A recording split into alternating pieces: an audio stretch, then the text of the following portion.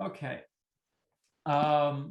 Well, I think I'm going to get started, and if that's okay with everybody, if we're not waiting for anybody else, they can always join later. Welcome, everybody, to what is this? Our fourth meeting for ATSA in 2021, I think. And it's this is a really huge event for us because one of our founding members has published an important book on Taiwan studies, and being the Australasia Taiwan Studies Association, this is a very big deal for us. So today we're going to be discussing Phyllis Huang's book, Huang Yuting. The book is called Literary Representations of Mainlanders in Taiwan, with the subtitle Becoming Sinophone, which is very important because it indicates a lot of her argument. Now, I think almost everybody in this room knows Phyllis, but I'll still say Phyllis has a PhD from both Monash and University of Melbourne in Chinese and English literature, and is our local expert on Taiwanese literary studies, and has taught in both Monash and Melbourne, has worked with me in the translation studies program as well for the last couple of years. Now, getting back to this excellent book, the book just came out this year, but I looked online and it said November 2020. So if you did look at that, I think, Phyllis, it came out at the beginning of this year, correct? It was published in November, and I got this book late last year. Yeah. Oh, okay. Oh, okay. Okay. It says November 2020. But the copyright is 2021. Okay, that's why I was confused. Okay. Okay. And the book is part of the Routledge Research on Taiwan series, which is edited by our friend David Bell, who had his book launch at our last meeting for ATSA. I'll just say a few words about the book. I think everybody's quite familiar with the dichotomy, or not dichotomy, the difference in Taiwan, this important difference between Waixiangran, mainlanders, and Bendiran, or Taiwanese people. And it kind of has been seen as a dichotomy in many ways, and it still persists today, but it's really been complicated over the last few decades. And that's what this book is about, this change, because this change to what Phyllis calls diasporic yearning, it essentially results in very different understandings of what China means to mainlanders in Taiwan. And of course, all of this is shown through literature. So it's through 8 works of literature. But the significance of the book is much beyond literature. It's in terms of academic genres, you know, it's very involved in contemporary history, sociology, cultural studies, very much so. And it gives us a look at understandings of what exactly Taiwan is, what it has become, and what it is becoming. And of course, that goes back to the subtitle for the book, Becoming Sinophone. Maybe I gave away too much there. Okay, Phyllis, I should let you take over and introduce your wonderful book. Okay, thank you, Craig. I would like to share my screen.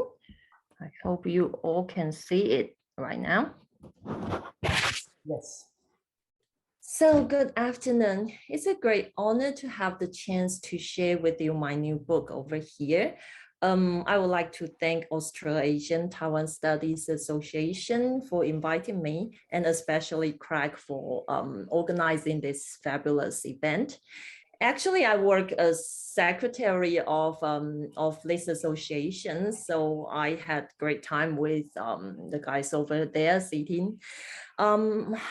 I'm glad to talk about my book today in this very special event. And I'm glad to see so many of you are here to support not only my book, but I think the most important thing is to support Taiwan literature, as Taiwan literature is always a small and peripheral area in the English language research in Taiwan studies. So I hope my book can attract more people's attention in Taiwan studies and especially Taiwan literature. So my book entitled Literary Representations of Mainlanders in Taiwan with the subtitle Becoming Sinophone was actually, just like Craig said, it was actually published last year in November, but the copyright is this year because it's very end of the year.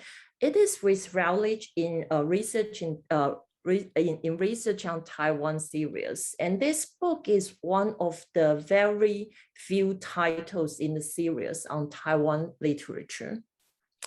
And this book explores how literary narratives reflect mainlanders' changing identity, in particular, their attitude toward the concept of China and Chineseness.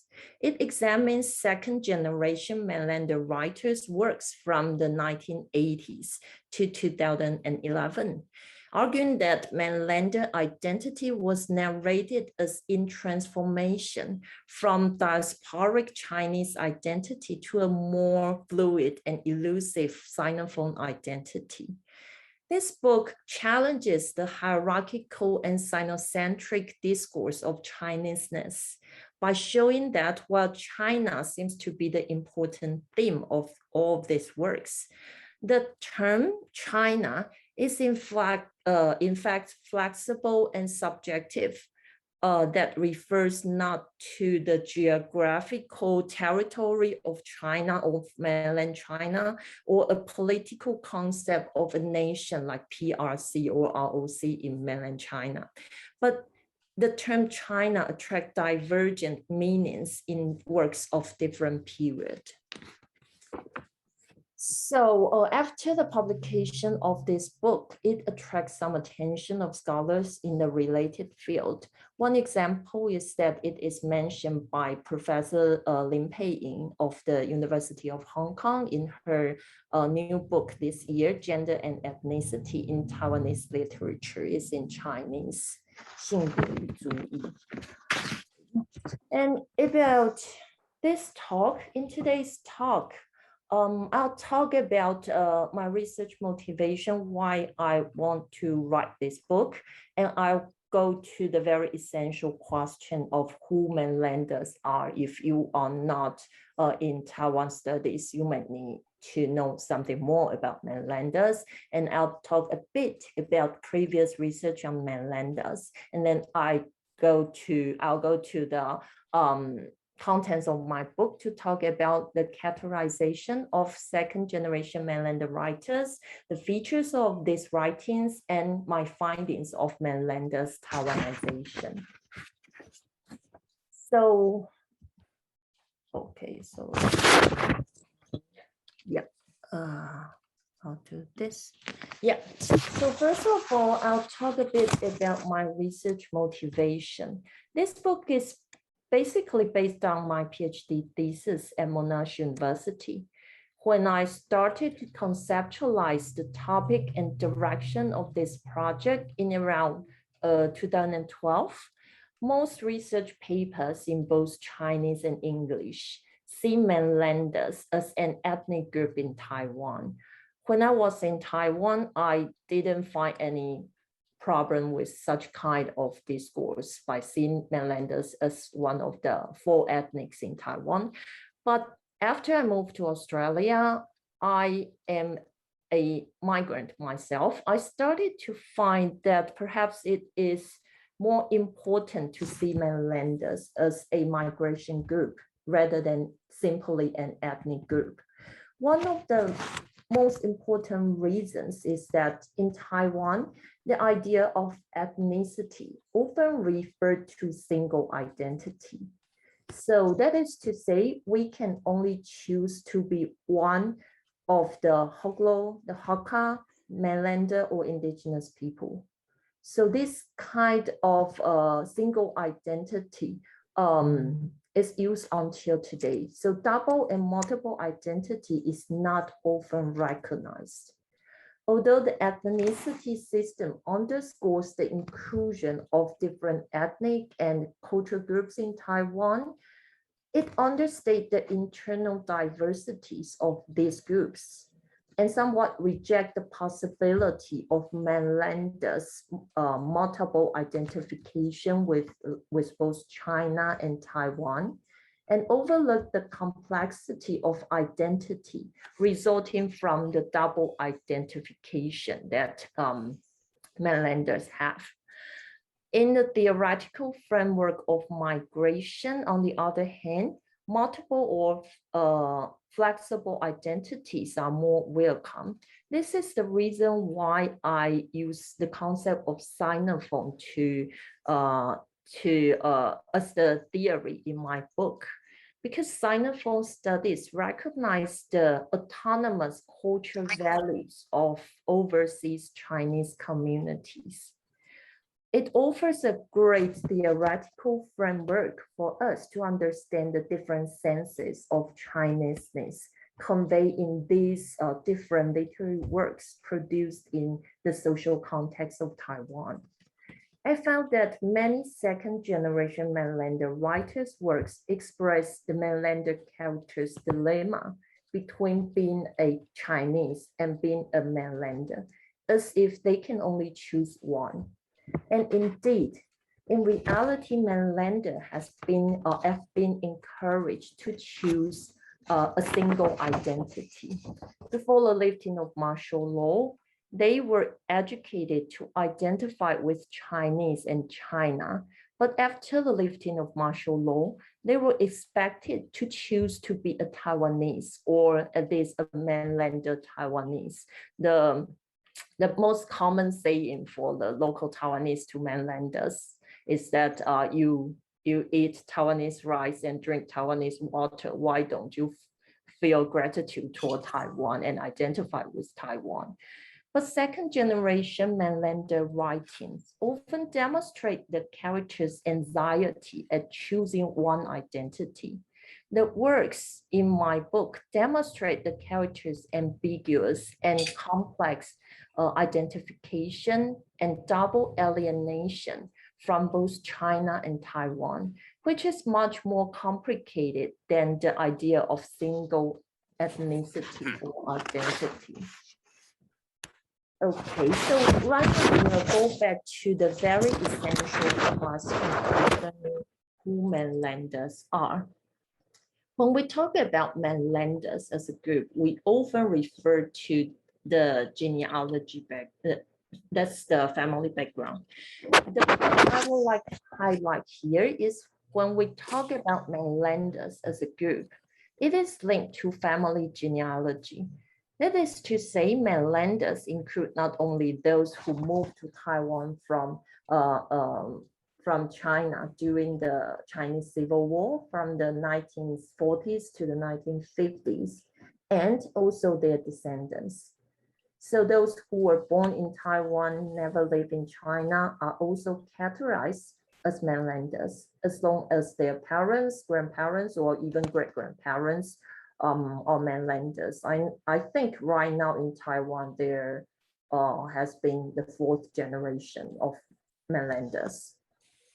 The categorization of the group originally based on the KMT's Jiguan system during the martial law period.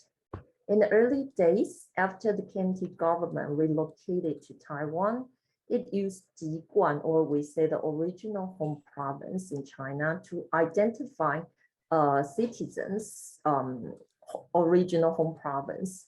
In this system, each citizen's provincial origin was marked on the household registration record and ID card. One of the goals of this system was to integrate people with different provincial backgrounds under the big umbrella of Chinese nationalism. In 1992, as a result of democratization and Taiwanization, what we call 本土化, Jiguan was abandoned as an institution. The discourse of ethnicity took the place of the idea associated with Jiguan's system, characterizing the Taiwanese population into 4 ethnic groups, which are what we already mentioned, the indigenous people, Hoklo, Hakka, and Mainlander. And this is still the most popular way of categorizing the population in Taiwan. In the discourse of ethnicity, language, culture, and collect or shared memory, instead of original province, are regarded as the key features that define ethnic groups in Taiwan. A problem with both Jiguan system and the discourse of ethnicity is that they both are based on patrilineal system. Apart from some special cases, it only takes paternal lineage into consideration. That is to say, paternal side is prioritized over the maternal side. In an intermarriage, if one has a mainlander father and a Taiwanese mother, she or he is categorized as a mainlander. But if one has a Taiwanese father and mainlander mother, he or she will be categorized as a Taiwanese. So you can see the categorization neglects mother's cultural influence on children. In particular, intermarriage is very common among mainlanders, since many mainlanders were single men back to 1950s and 1960s. So many of the intermarriage had at that time are a mainlander father and Taiwanese mother. Some of the mainlander writers that I examine in this book have a mainlander father and Taiwanese mother, such as Zhu Tianxin, Luo Yijun, and Hao Yuxiang. We'll talk about that later. So as you can see, intermarriage makes the categorization of mainlanders complicated. Now I'll talk a little bit about the previous research on mainlanders as a whole. The Chinese Civil War migrants in Taiwan are the biggest wave of Chinese migrants in the 20th century, but somehow there are very few academic works about them. Like Dominic Mengshen said, there is still like a big hole on mainlander studies. We actually don't know much about this group. Over here are these 3 monographs here. The first one is Joshua Huang's China's Homeless Generation in 2011. Second one is Malone Mayer's Remembering China from Taiwan in 2012. And the most recent one is Dominic Young's The Great Exodus from China in 2020. And it's interesting that when I was writing my book, Dominic was writing his book, and our book were published in almost the same period of time.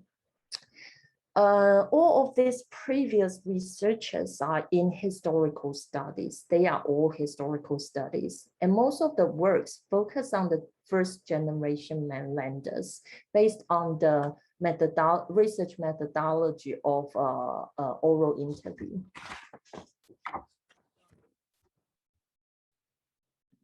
Why I choose second generation mainlander writers as the text? Because these writers were situated in a very special and unique social and political context. They grew up during the martial law period, but faced the dramatic social change toward democracy and Taiwanization when they grew up. Most of these writers were born in the 1950s and 1960s. And when they grew up in their 20s and 30s, they faced Taiwan's total change in politics and the social situation. Most of them does suffer from identity crisis, especially in the 1990s. This group of writers often played a role in shaping the general public's understanding of mainlanders in the post-martial law period, because they played the role to write about this group of people. When we try to define this group of writers and the genre, family genealogy, just like I say, is important in second generation mainlander narratives, because it often provides the basis on which the sense of being a mainlander is narrated. But aside from family genealogy, what is important when we categorize a group of writers is how these writers narrate themselves or their identity in their works.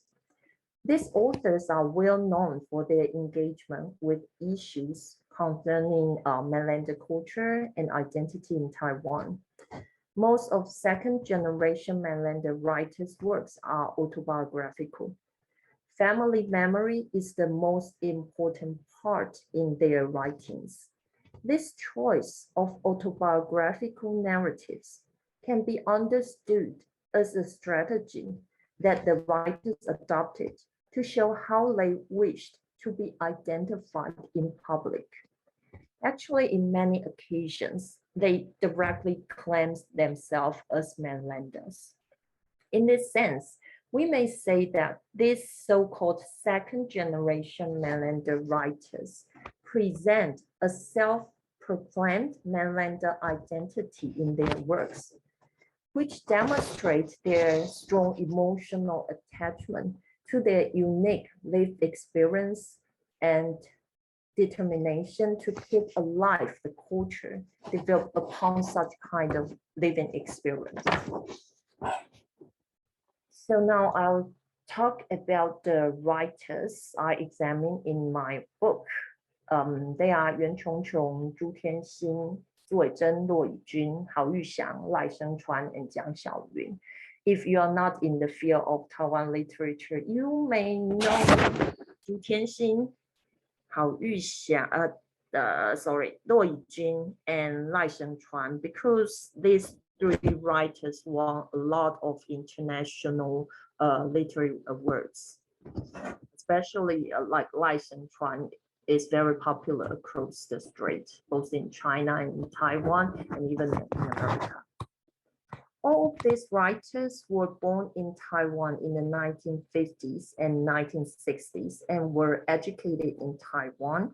And I would like to mention that Hao Yuxiang and Luo Yijun are the youngest second generation mainlander writers. They were born in late 1960s, and for others, they were born in early 1950s. So that is to say there is about more than 10 years age gap between Hao Yuxiang, Luo Yijun, and other these writers, so that their ideas of what being a mainlander means is quite different.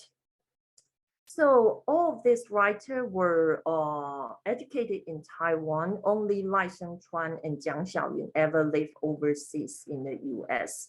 Lai Shengchuan grew up in the US, and Jiang Xiaoyun migrated to the US when she was in her 20s. Some of these writers started their writing career as early as in the 1970s, such as Zhu Tianxin. She started to write when she was in senior high school. One of the important features of these writers is that they grew up during the martial law period and were thus educated to love China and see themselves as Chinese.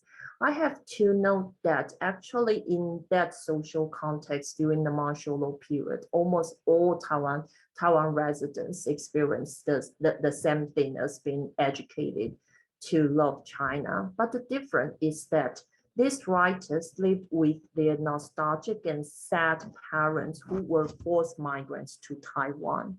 Many of the second generation mainlander writers show strong sympathy and identification with their unhappy parents.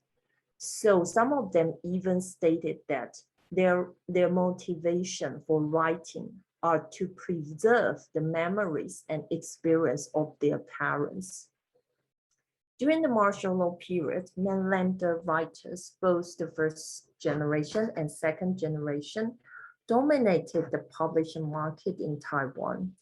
The dramatic cultural and political transformation in Taiwan after 1987, the lifting of martial law, are an important context for us to consider the issue of mainlanders' transformation of identity in the second generation mainlander writing. After the lifting of martial law, particularly in the 1990s, many Taiwanese readers shift their interest to stories about the White Terror, and Taiwanese literature emerged quickly.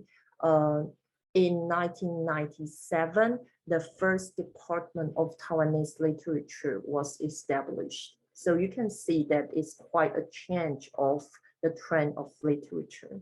So Taiwanese literature aims to highlight the autonomous cultural value of Taiwan from the post-colonial perspective. So you can see that mainlanders' literary works, which in many ways do not conform with the objectives of Taiwanese literature, face being marginalized in academic research and publishing market. One of the examples is that from 1997 to 2003, there were no publications of Zhencun literature in Taiwan. So there was quite a gap of like mainlanders writing at that period. So I think that it takes courage for those writers to proclaim themselves as a mainlander in such a social context, particularly for the younger writers such as Luo Yujin and Hao Yuxiang, who started their writing career in the 1990s, when the conflicts between Taiwanese and mainlanders were fierce. I examined their works, these literary works in chronological order from 1982 to 2011. That is to track important changes of perspective about the mainlander identity over time. This book maps the changes in literary conceptualization of mainlander identity in relation to the emergence of Taiwanization discourse and democratization in Taiwan over time.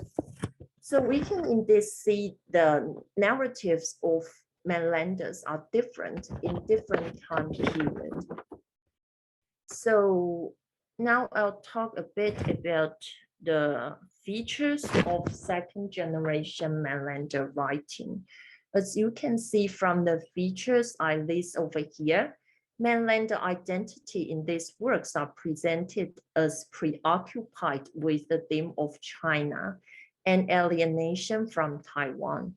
The first two features are especially obvious in literary works published during the martial law period. Mainlander characters call themselves as Chinese and look forward to returning to China.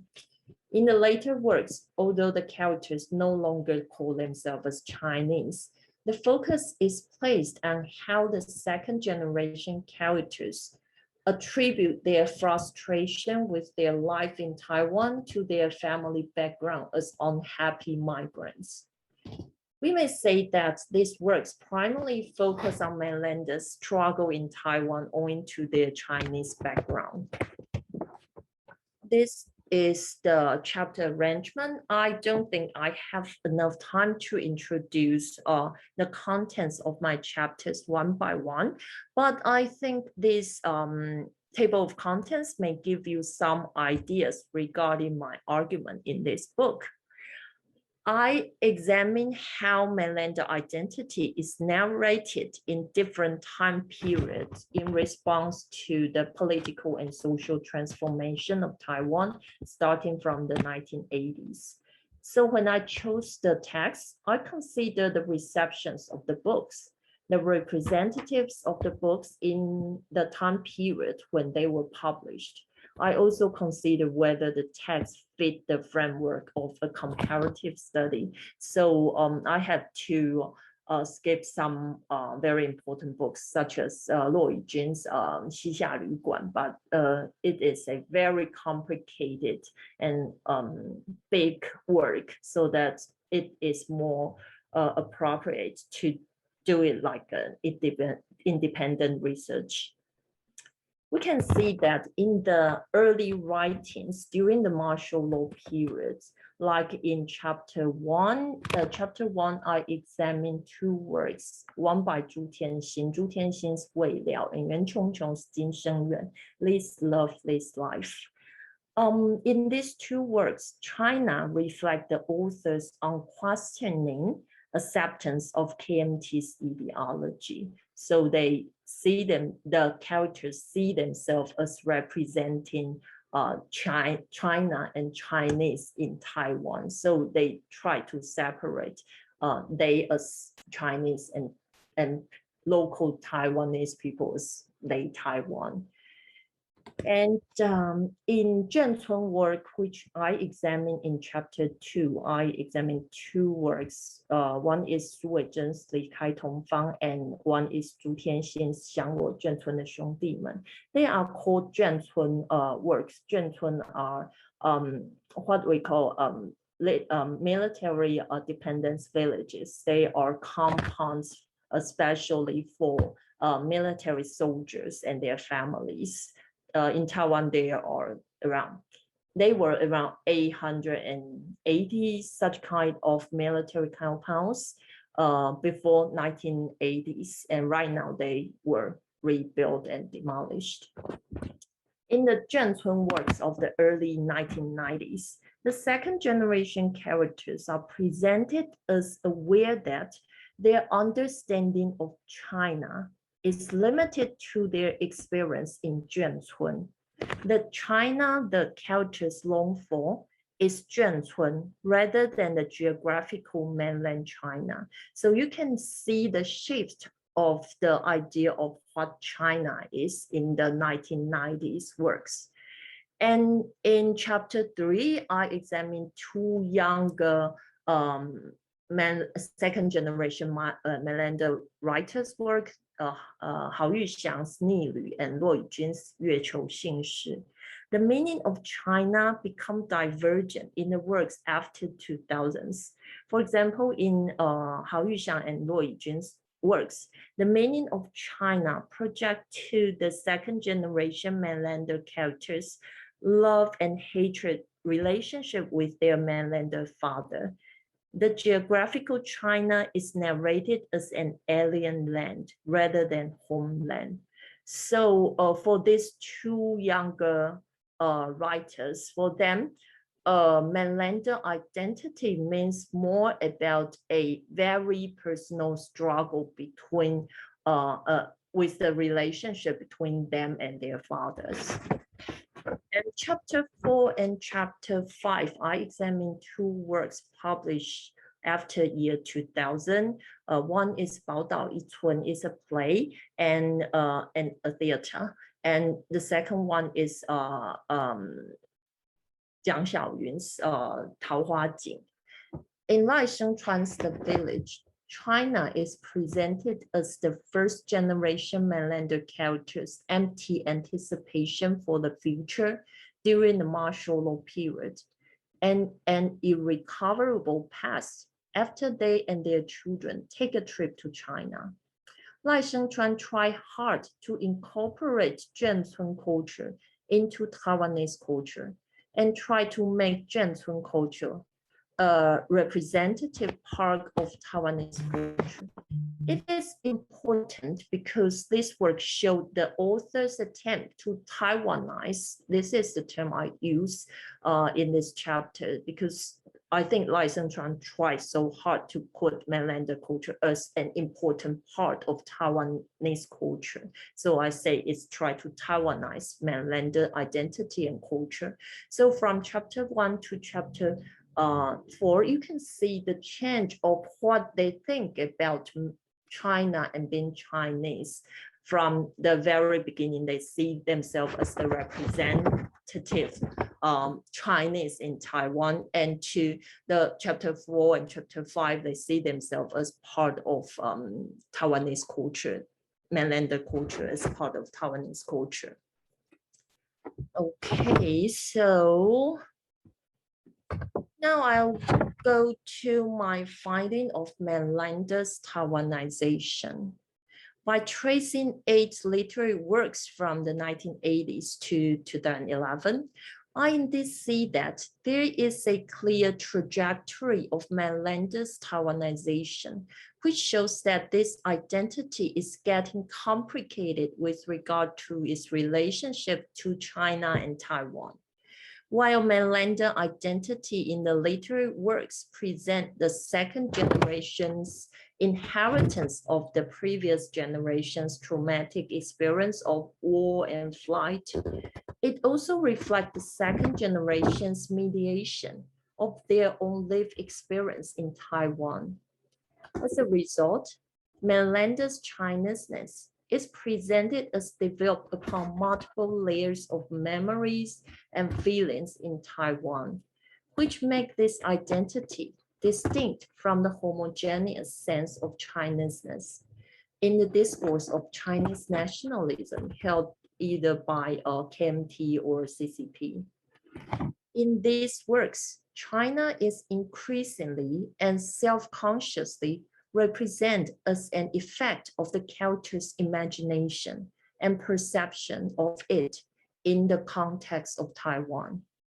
The actual geographical territory of mainland China is secondary to what the second generation mainlander characters understand by China. The name China is presented as causing their anxiety about their identity and place in Taiwan.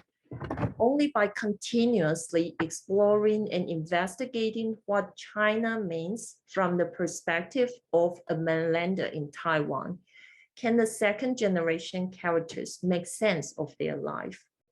So we can see that the focus of this work is not purely about China, but these migrants' journey to define themselves in Taiwan.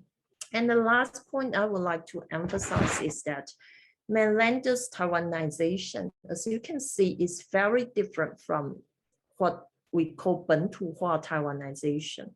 While 本土化 discourse tried to kick out the concept of China and Chinese-ness from Taiwan literature or Taiwan studies, mainlander writers over here try to redefine the meaning of Chinese-ness in the context of Taiwan. So you can see the gap between these two kinds of Taiwanization. Currently, I still see no negotiation between them. If any, there's very limited, but I hope that there will be more conversation between these two kinds of Taiwanization in the future.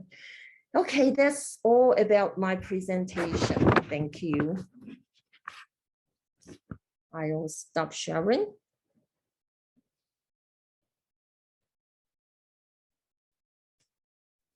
Okay, fantastic. Thanks very much, Phyllis. That's great. I have quite a few questions, but I suppose we can go around the room. There's quite a few people here now.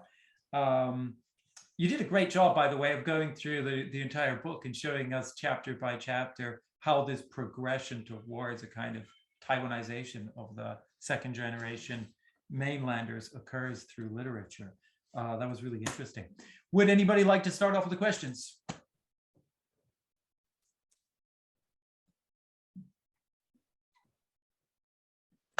Okay. I'm a white man, I'll start. All right, go ahead, Liz. Thanks, Phyllis, that was great. I'm interested in, here's my copy of the book here by my side. In your discussion of Wei Liao by Zhu Tianxin, you drew attention to the contrast between the portrayal of the Mrs. Xia, the Hakka upper class woman who assimilates into mainlander culture, and Mrs. Liang, the Hoklo Taiwanese woman who doesn't. one thing that interests me about that, of course, is Du Tianwen's relationship with Hou Taotian and with the question of whether or not Hou Taotian is a Waishangren. Because, and the particular position of Hakka people in the larger kind of structure of who is a Waishangren and who isn't, given that Sun Yat-sen, you know, the Guofu is this Hakka person. And so the question of whether or not a certain group of Hakka people in the 1950s, such as Du Tiantian's mother, were particularly enamored of the idea that they were joining a kind of Hakka China, and whether or not this is something that has a particular kind of inflection that's different from, say, those people who are not Hakka, or whose sense of what a mainlander, a mainlander is stereotypically not a Hakka or Hokkien-speaking person from China, but either the evil Shanghai gangster types you get in City of Sadness or in other films, or else a Mandarin-speaking person from the north. And so I'm sorry, my question is completely jumbled, but I'm just wondering about, could you say a little bit more about Du Tiantian's relationship with her mother and her mother's, and what you know of her mother's own sort of embrace of this Jiansun culture that she marries into? Okay. Louis, you always have smart and difficult question. Okay. Yeah, I think in Zhu Tianxin's work, because it's literary narratives, I cannot just make a guess about Zhu Tianxin or her mother, but in her literary works, I think, especially in Wei Liao, Zhu Tianxin draw a very clear line between Hakka, the synthesized Hakka people, and local Taiwanese. We say Hoklo Taiwanese people. So she, in this work, she presents that Hakka characters are imperial kind of Chinese than the Hoklo Taiwanese people over here. And based on my research, I found that some of the critics and some of the work about Zhu Tianxin's life, they thinks that it has such kind of narrative has a lot to do with her, the family background she grew up, because of course, because of her mother as a Hakka Taiwanese, but her mother herself seems to assimilate herself into the mainland backgrounds, the environment, we may say that, the mainland environment, that caused Zhu Tianxin to think that Hakka is a group of more like different synthesized Taiwanese. So, I mean, I'll stop, but one interesting question there will be, well, what about Zhu Tiantian's relationship with her maternal grandparents? So, I mean, did her mother just sort of soak herself into the Jiansun kind of environment and forget about her Nangjia, or? Yeah, Zhu Tianxin actually wrote about something about her grandparent, her visit of her grandparents from her mother's side. But what she expresses that she totally did not like this maternal side of grandparents. Yeah, she strongly identified with the father's side of background and culture. Then it is interesting that based on her narratives, she actually visited her mother's side of grandparents regularly, but in her fictional writings, she tried to say that her Mainlander characters were not familiar with Taiwanese, or we say Hakka culture at all. So I think it's more like because of her strong identification with Mainlander cultures that makes her choose to say that she does not know something about the local Hakka cultures in Taiwan. I think if I may, I just jump in here. I just feel it is not their choice, but in that situation, in that environment, the woman who married out belongs to the other family. So even if they want to say they are Holo, that people will still see it as a Mainlander rather than the local Taiwanese. So to me, it's less than a choice for the mother to make a decision on whether she, or even Du Tianxin to make a choice whether she wants to get closer to his mother's side or not. To respond to Olena's question, I think I'm not sure about her mother's interpretation of her marriage with a Mainlander, but based on Zhu Tianxin's narrative, I indeed feel that Zhu Tianxin intentionally tried to present her identity as a Mainlander, even though I just have the broad guess about her. I think even though she knows her mother's side very well, she said that in her childhood she lived in her mother's house with her Hakka grandparents. She, in her narrative, she just talked a lot of negative things about that kind of culture. She didn't like the Hakka culture over there. She talked about negative part of her grandparents over there. So I indeed feel that it is a choice in Zhu Tianxin's side, but I'm not sure. I cannot say about her mother's choice or not. Okay, thanks. These issues of intermarriage, gender, and their connection to ethnicity are obviously huge and central to this. But we're going to step away from this for a second because there's a question in the chat window, and I'm going to read this to everybody. It's from Cam Louis. Thank you for a very interesting talk. With so many Taiwanese and mainlanders going and living in the mainland in recent years, China surely is no longer an imagined space. It is in many cases too real. How do you think this will affect the development of this literary genre in the future?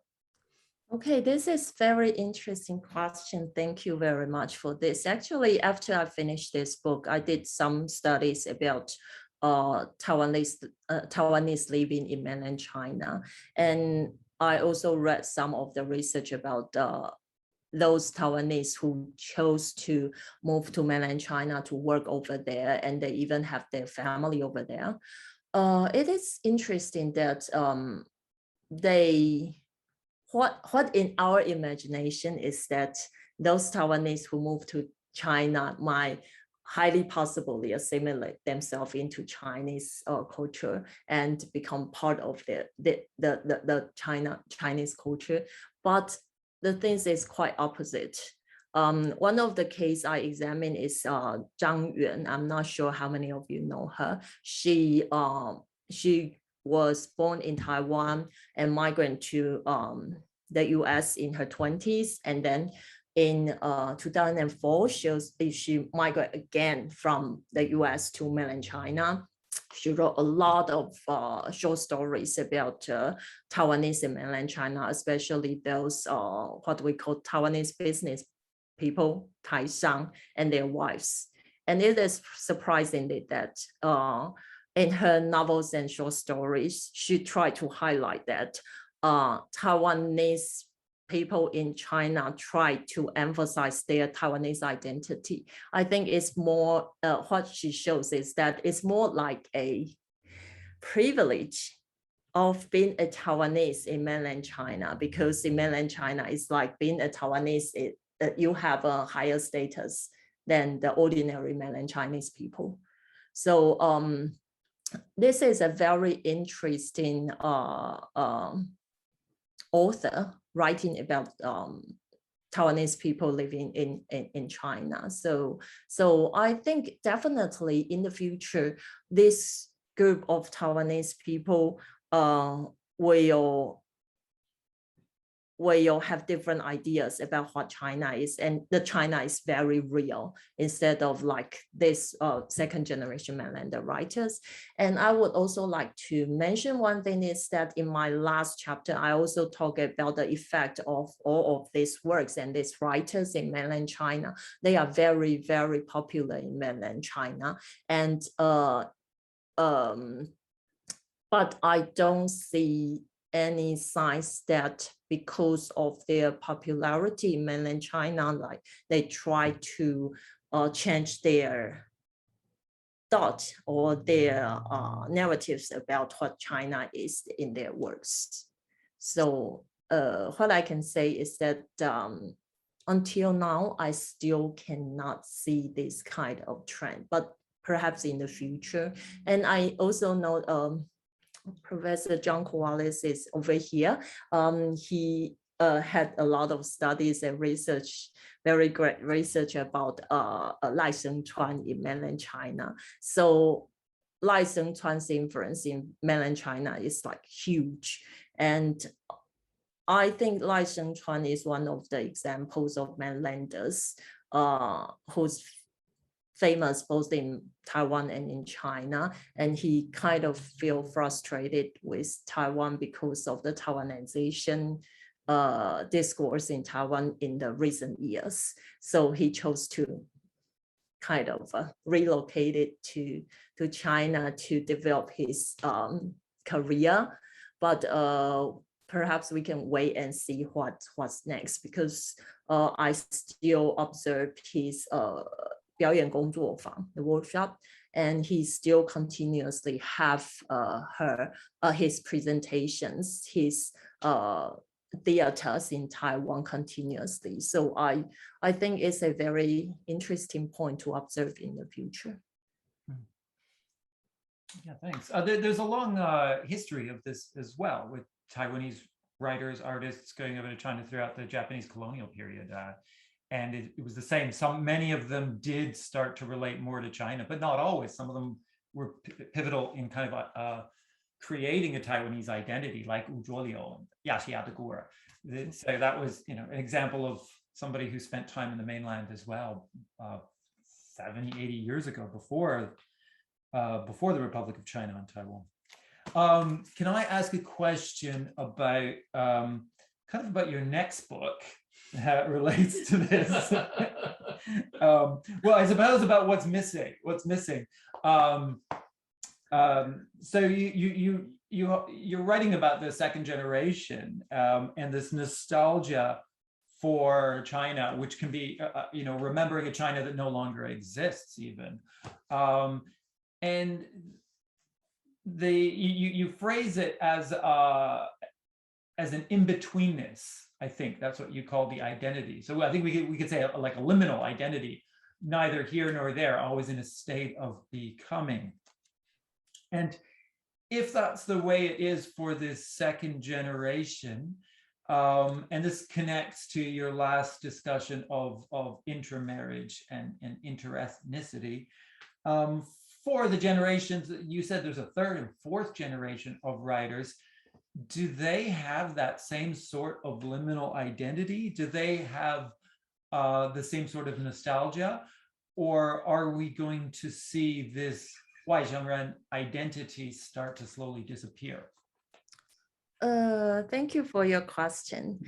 And I think for the second generation mainlanders, we can define them as the in-between generation because of the emergence of Taiwanization right now. Taiwanization is the dominant discourse in Taiwan, so that they don't feel they belong to that part of Taiwan. That's the reason why they feel lonely in Taiwan, we can say that. But for the third generation or fourth generation, I think they start to have a change. One example is Zhu Tianxin's child, Xie Haimeng. She or he, first she and then right now he's he, and he he published a book about a river in Taipei, and he spent a lot of time researching about this river and talked a lot about in his book. He talked about a lot of the history of this river in Taiwan. And for critics, a lot of critics says that this indicates a very, a kind of love for Taiwan, the land.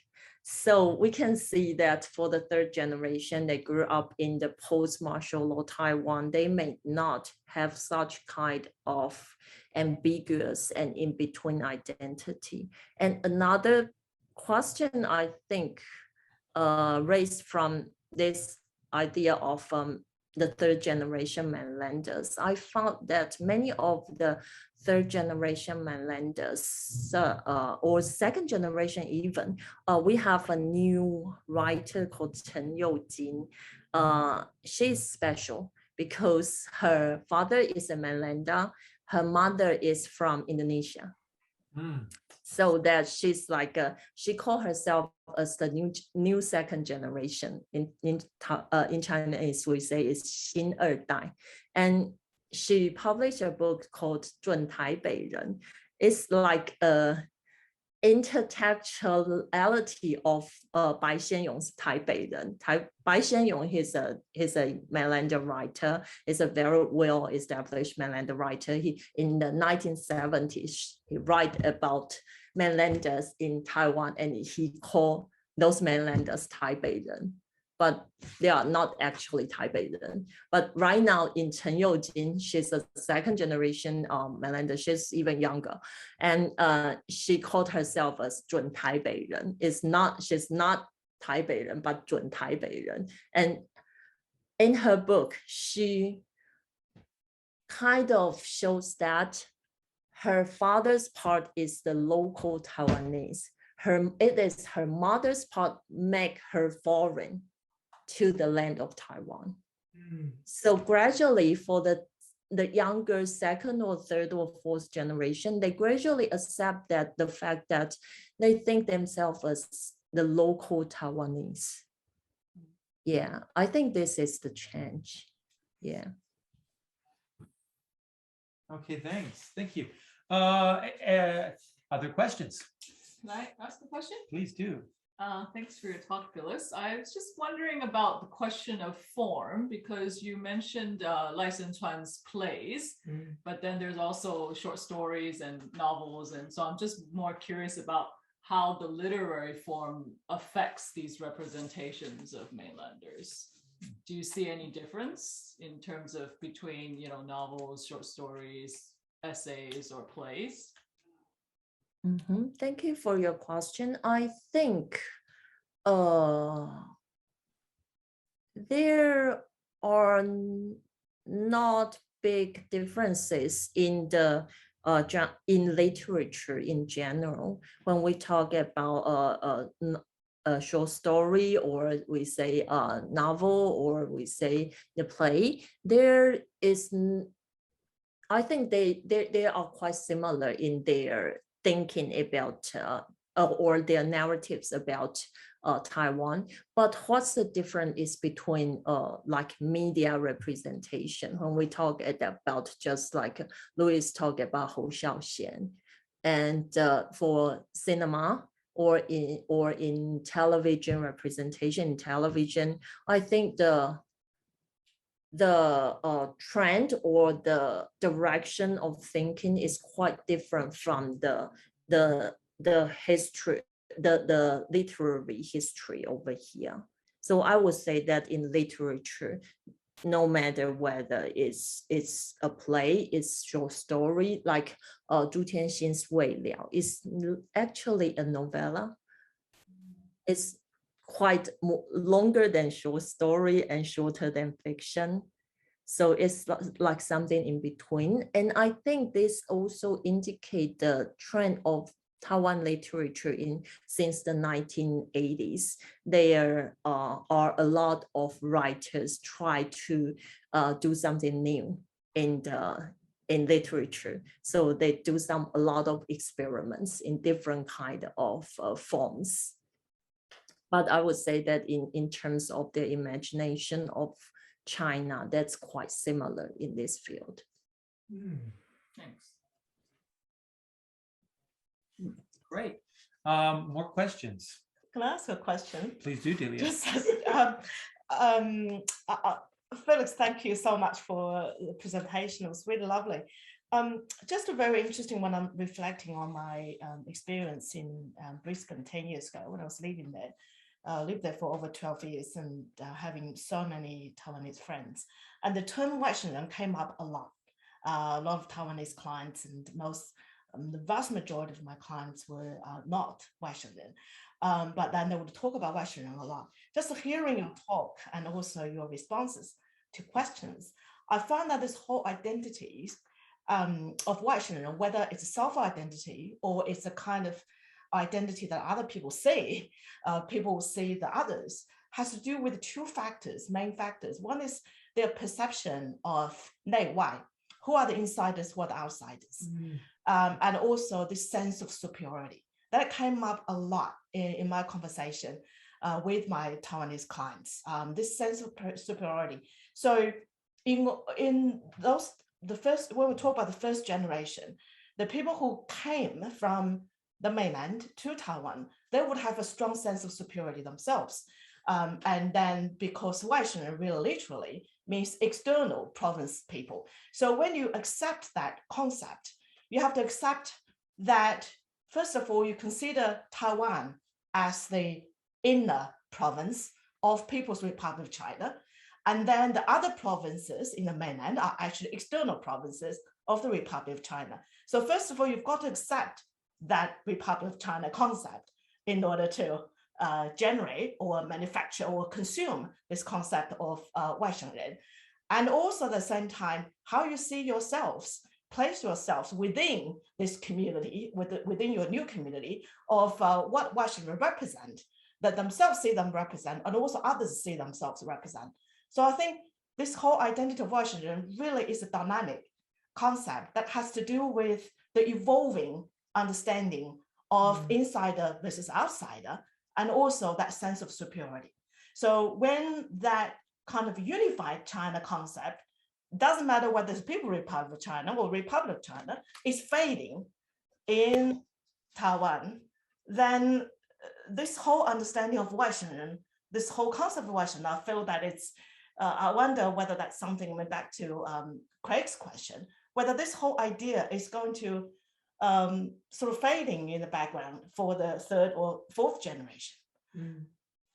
And also this sense of insider outsider. I mean, for those third or fourth generation who have lived in Taiwan for that long already, I mean, that sense of insider and outsider would have shifted tremendously. I think, yes. So in terms of the insider and outsider, they indeed shaped, especially for the younger generation. I know some of the very interesting like a poll. They ask in Taiwan, there are a lot of polls like how do you identify yourself as an mainlander or Taiwanese or Chinese or whatever. And in such kind of polls or surveys, we may say less and less people say themselves as a mainlander. So the decrease of the percentage of identifying themselves as mainlander when they took the survey indicate that this group of people, they do not disappear. It's only that they don't want to admit that they belong to this kind of group. Partly because they don't want to be identified as someone from outside, like mainlanders. So they rather choose themselves to be like Taiwanese. When they are asked about your identity, they answer that I'm Taiwanese rather than mainlander. Because generally when we are in Taiwan, when we say something as someone as a mainlander, usually that person feel kind of offended in many cases because they think that you refer them as outsider of the Taiwanese society. I think this is also quite a problem, I think. If we can take mainlanders just like Hoklo and Hakka or indigenous people, it does not have the meaning of being an outsider from Taiwan. There will be a kind of more healthy outlook, I would say. But Phyllis, if I can jump in here, I really like the word you said at the beginning that it's more like a migrant to Taiwan. And if you put our situation here in Australia, we don't want people to ask me to ask where we are from, especially like your kids that they're born in Australia, they don't want to be say, well, you're coming from Taiwan, that sort of things. Will that be a similar scenario here? I think it also depends on how this kind of group is being defined and being recognized in the social context. Because in my research, I found that many of these authors in their works, they think when they are called mainlanders, it's a kind of discrimination. It's weird that mainlander, the term is for them, for the second generation. It is a kind of discrimination. But at the same time, they also want to stay unique. That's the reason why they stand out to say that, yes, we are mainlanders. They want to preserve the memory, the experience, the very unique experience of their group. It's just like what Lennon says, that we don't like it as migrants in Australia. We don't like to be asked, where are you from, for our second generation. But at the same time, we also want to preserve the custom, the culture, the language, whatever. We want to preserve the very special kind of culture or our lived experience where we experience in the we say host land or the new place of settlement. Yes and no for our generation. Yes, but if we have the third generation, fourth generation, they might already see themselves as Australian, don't want to be recognized as someone who's coming from China or Taiwan or even UK or US or Japan. I think my answer would be that in the context of Taiwan, just like Hoklo, nobody right now is from Hoklo, from mainland China, but we are called for Hoklo. We are called Hakka because it definitely has some kind of meaning over there for this group of people to preserve and to cherish this kind of collective memory and collective culture. For example, in the context of Taiwan, when you talk about yourself as a Hoklo, we may have the knowledge that perhaps your parents or grandparents have the experience of 228 incidents, perhaps you've experienced that in your family background. And if you are indigenous people, it's not only about a kind of race or ethnicity, it's also about the culture and memory. So I think that would be a bit different from what we say in Australia. I disagree with that because I call myself Mainlander. And my family is not the group that come to Taiwan after 1949.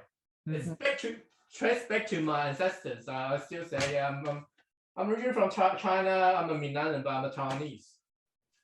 It's more like a British people in Australia. They will start to say they're Australian. They're not British. But I think that I'm not simplify this kind of issue. I think it's more complicated in discussing Western in Taiwan, as they got all those political situation inside. But what I'm referring to is that maybe one day we'll probably use the same concept of migration. Those people who migrate to Taiwan, after future generations, they will start to see themselves as Taiwanese. And here, of course, there's another issue on whether Taiwan is a country or not, whether they can call themselves as Taiwanese or not. But that's not what we're going to touch on. I think the case for mainlanders is more complicated because of the conflict between what we call Hoglo and the mainlanders during that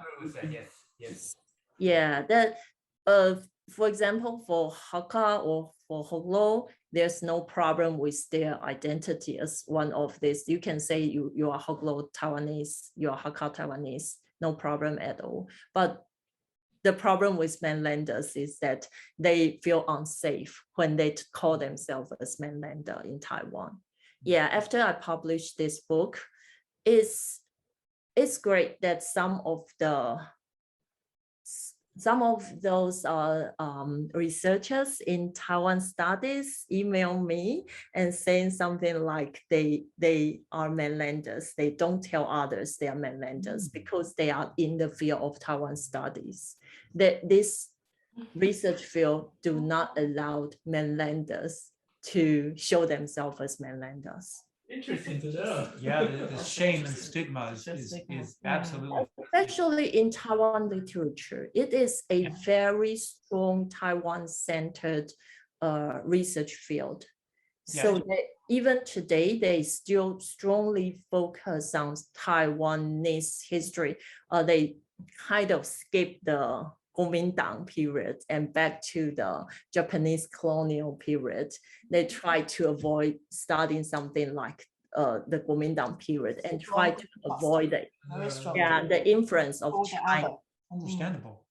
In Taiwan literature. So that's the reason why some of the scholars in Taiwan literature don't. Yeah, I think the comparison with Australia is really problematic. And one thing, I think that this term Waishengren, like we were saying, or like Delia said, it is tied to this belief in the Republic of China. But it's more than that as well. Because even if you say, okay, forget about the Republic of China, Taiwan is Taiwan, whatever. Taiwan still has these strong cultural roots in China. And obviously Australia doesn't have strong cultural roots in Taiwan. So it is quite a different. But how about Australian and British? Yeah, definitely. If you were just talking about British people coming over here, there is that kind of connection. But you don't have the antagonistic relationship between the UK and Australia today. I mean, it's complicated, but it's nothing like the relationship between China and Taiwan. Lewis has a comment. Lewis, you want me to read your comment? Okay. So Lewis says, there is an interesting set of parallels and differences with different types of white people in Australia. Some Irish and Scottish background Australians may strongly emphasize this heritage even after 6 or 7 generations. Mhm. Italian, Greek, or Lebanese white people will differentiate themselves from the Anglo-Celtic whites, but many whites are completely absorbed into an Australian identity. Yeah, that is Oh, great, interesting. yeah. That is interesting. Very individualistic thing. I think Yeah, also it's very difficult to say how a group of people Exactly, would yeah. would act and Mhm. would feel about their own identity. I think identity essentially is very individualistic thing, but also at the same time, then I think people are usually individuals are always seen as part of a group. So then I see myself one way, but then outside myself, people see me in a very different way, or Yeah. label me in different categories, Sure. most of which I don't like. But that's just a reality. I think that's the same in every country. When you have migrants, then people are labeled in different ways, and then you Well, see there's also yourselves. linguistic, in Taiwan, the linguistic history is really important. Yeah. So oh, absolutely. if you're Hanzu, your connection to whether you're Hoklo or Hakka or Waisangran is related to that linguistic background just as much. And of course, we always have to remember that to the indigenous people, as they always remind us that they're all Hanzu. They're all colonizers. Yeah. Similar to here, I suppose, but in Taiwan, nobody ever completely forgets or completely disavows their relationship with China, right? If you say you're Hoklo, that's a connection to a specific place in China. While, as Lewis was saying, some Australians, some white Australians will consider themselves totally Australian. I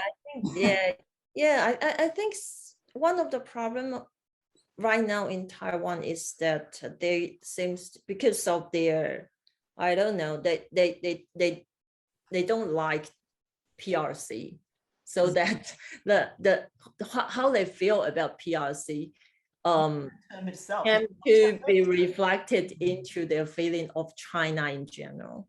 Yeah. But for me, it's totally different kind of concept. Phyllis, is that related to your use of the term Sinophone? We haven't touched on that at all. And for me, it was a really important part of your title because it's really political. I'm sorry. The word Sinophone. Oh, Sinophone. Because it's theoretical, so that I try to skip much part of it. Yeah, for Sinophone studies is a newly emergent theory in America, and it is kind of anti-diaspora. It tried to say that when a group of migrants go to a new place, they will have roots over there. They will develop new roots over there. They will become locals one day, so that they will no longer be like Chinese. So they will have these overseas Chinese communities will have different type of possibility to the mainland China. So this becoming Sinophone, what do you mean? Becoming Sinophone is that I take the idea from the Sinophone studies to say that in the context of Taiwan, this group of mainlanders go to Taiwan, they will gradually become part of the Taiwanese. That's how we see from all of these works from the very beginning. We can see their change, their transformation from taking themselves as a diasporic community with the strong tie to their family, to their nation in mainland China, to the later stages that they gradually see them as rooting in the land of Taiwan. So that's what I see as the Sinophone in this project. Yeah, a linguistic connection with the center of power, with the old empire, but the connection to the land that one is in. Yeah. Although they use Chinese as their writing language, they still speak Chinese, but the idea of identity and their culture roots in Taiwan. So and you said it was an American theory, but it was a Taiwanese American theory, really. Yeah, Taiwanese American theory by Huang and Huang, they have very conflicting kind of idea about what Sinophone is, but yeah, basically they both recognize that the overseas Chinese communities already developed their own culture, and they kind of value and different kind of relationship with mainland China. Right. Lewis had a comment. I'll read it out. In the New Zealand census, the number of people who don't bother, Craig. Don't bother. It's not important enough. Well, okay, I can't people can now. read it if they want to. But it is there now. Everybody, you can read it on your own in the chat. Yeah. Yeah, but one of the question over here is that in Taiwan right now, there's the emergence, Louis may know that there's the emergence of Taiwanese literature. They try to totally disconnect Taiwan literature from the Sinophone idea of Chinese. They want to try to develop a kind of Taiwanese language to establish a kind of special Taiwanese language literature. Yeah. I understand that. Okay. Are we at time? Did we say an hour and 20 minutes or an hour and 30 minutes? We have 8 minutes. And does anybody else have any questions they would like to ask? There's been a lot of people haven't had a chance to say anything. Our room here has kind of been dominating. Sorry about that. Hi, also Yuting, is it? Hi, my name is also Yuting. I'm actually the student of Professor John Koalis, and it's a pity like maybe he's a little bit busy, 他很忙, so I don't see him now. And like Dr. Huang, thank you very much for a very interesting talk. And I'm actually very interested in Hou Xiaoxian's movie. The reason why I'm doing research on Hou Xiaoxian is because, to myself, I feel he actually bridged the gap between the so-called 本省人 or 外省人 kind of idea. So I myself, as a foreigner living in Australia, I feel a sense of like a belonging when I watch his movie. I'm wondering how you feel about Hou Xiaoxian's movie, or maybe I should ask Louis. Is that your name, Louis? Yeah, I think Hou Xiaoxian is a special director. He's the first one who raised the issue of bar in Taiwan in cinema in his A City of Sadness.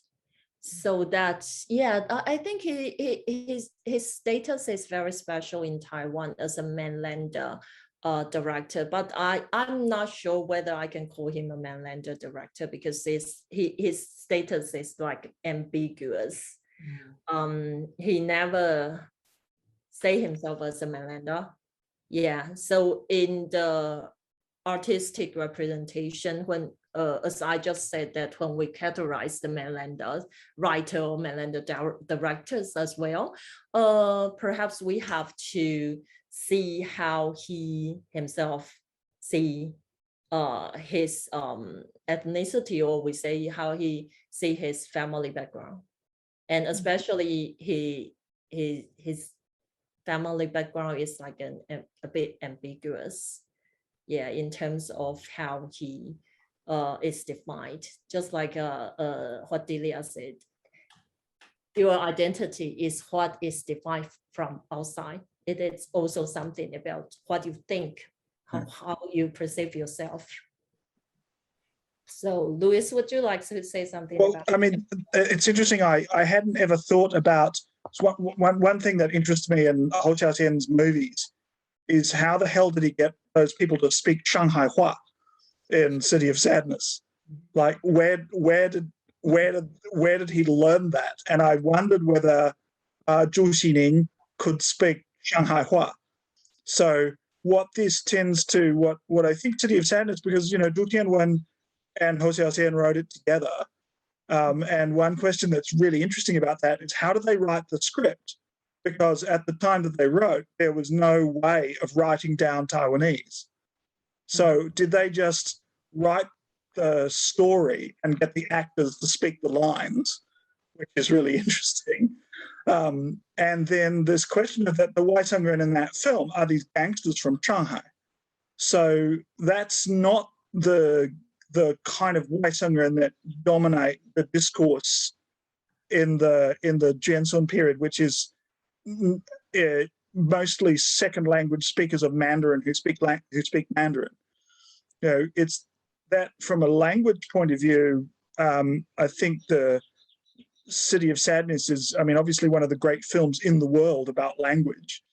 But what's particularly interesting about it is, one, how did they write the script? And how do these people who, I mean, we know from Tongyan Wangshi that Hou Xiaoxian grew up in this Hakka hollow sort of speaking environment. But Zhu Tianwen and Zhu Tianxin's relationship, as Phyllis is with the hollow language, is even more complicated than their relationship with Mandarin and with Hakka. And then again, you've got another layer, which is the question of the Shanghai Hua. And when Liao Xianhao was in Melbourne a few years back, he picked on the Haishan Hua as Hou Xiaoxian's particular engagement with Shanghai as a special location within the kind of mainland, the imagined mainland.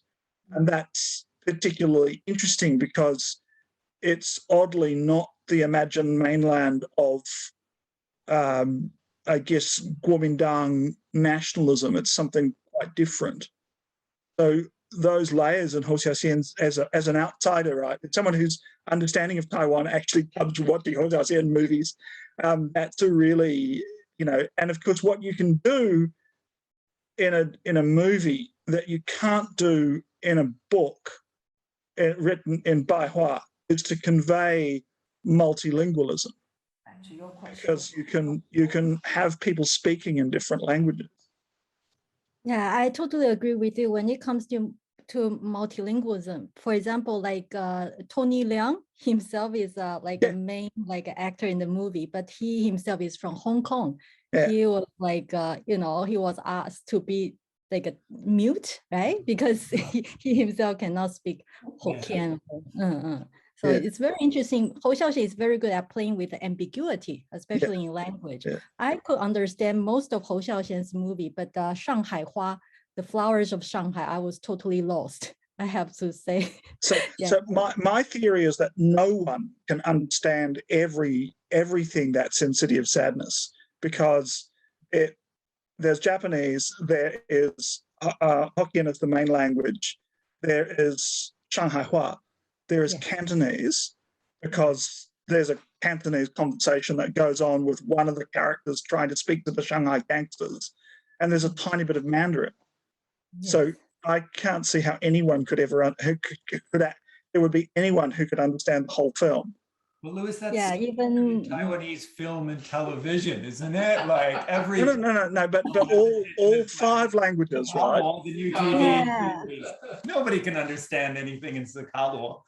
Everybody. My boss is Japanese. He could speak perfect Chinese. He lived in Beijing for 19 years, but he, as a professor, he said he has watched A City of Sadness 4 times in order to understand the story.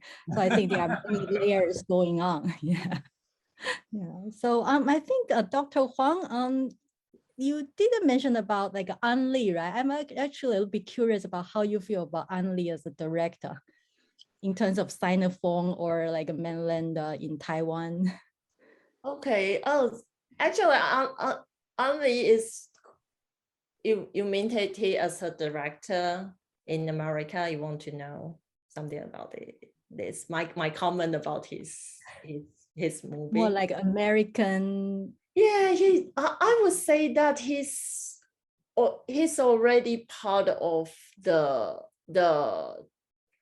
outside the Sinophone theory.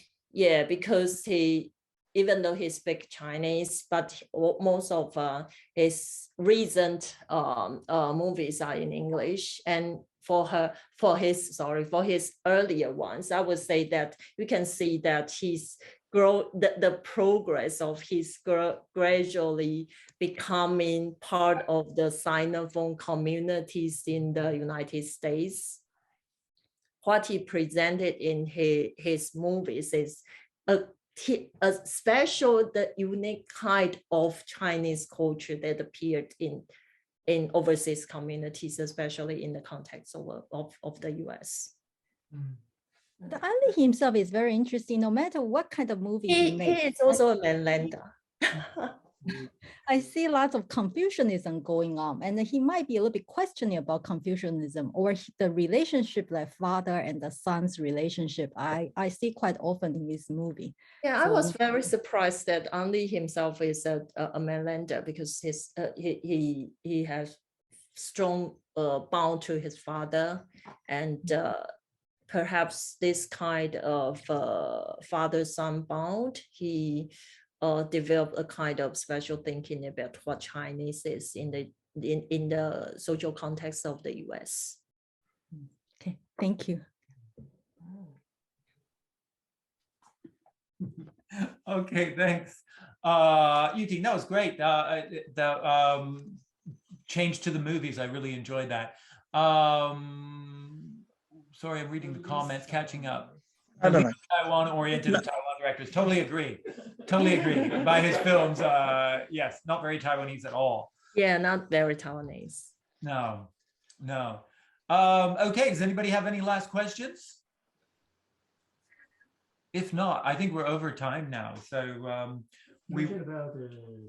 I was going to leave that. I was going to turn to you. Okay, I was all going to turn to, so off screen. Lennon is off screen here, but we do. This is the last ATSA online event that we have for the year, I believe. But we do have other things coming up. Lennon. Yeah. We are collaborating with ANU, CIW, and National Central Library, Taiwan, to organize the first Taiwan Update Forum, and it will be organized in ANU House in Melbourne, so on Collins Street, and the date will be on 8th and 9th of December. So we have 4 sections arranged. One is, of course, chaired by Phyllis on Taiwan literature. The other one is going to be chaired by Didier on Taiwan history, and Benjamin Penny from ANU will chair the section on Taiwan politics and international relations, and George Huang will chair LGBTIQ and Taiwan. So we'll send you more information through the mailing list. And if you are not on the mailing list or not members yet, feel free to contact Phyllis. She'll be able to pass you information. And thank you all for coming. Okay, great. Looking forward to seeing everybody on the 8th and 9th.